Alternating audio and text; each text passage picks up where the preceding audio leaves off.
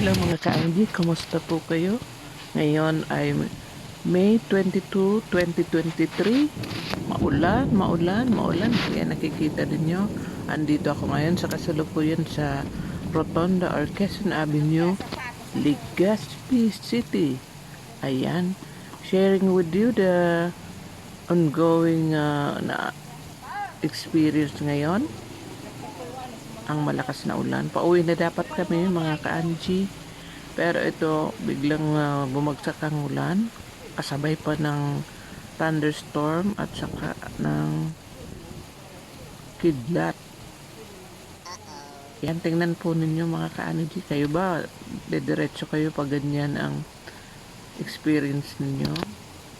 Pwede siguro sa mga 4 wheels. Pero sa akin kasi ang ginagamit ko ay motorcycle. Dahil nga mas madali na makarating at makapunta kung saan pupunta. Kaya lang ito din ang disadvantage pag umuulan mga ka-Angie. Yan po, ayan, nakakatakot. Ang lakas ng thunderstorm at saka ng lightning or kidlat. So hindi mo na kailangan maghanap ng sound effects mga ka-Angie. Dyan available na yung sound effects. Sabayan pa ng ulan, kidlat, yan, thunderstorm, hayan. Talagang dito live na live yung wala ka nang poproblemahin sa sound effects. So yan, dito yan ngayon guys, ingat-ingat. Kung baga guys, ang sound effect is live. Talagang nature yung sound effect.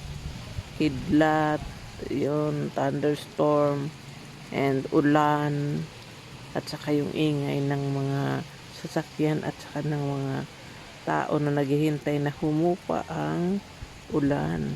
Grabe ang live na sound effect or sound effects. Yan, nakikita ninyo talaga. Medyo nakakatakot pag nasa labas na nagganyan na may thunderstorm and lightning. Magdala ng payong at saka kapote. Ingat po.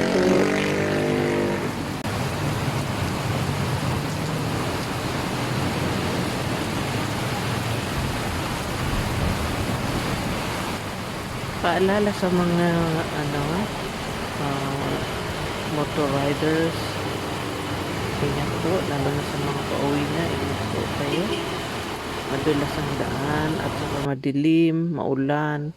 Ingat po sa pagbibiyahe mga ka-Angie, lalo na yung papauwi pala, magdala ng payo. Yes, stranded dahil baka dito sa may bitaan, no?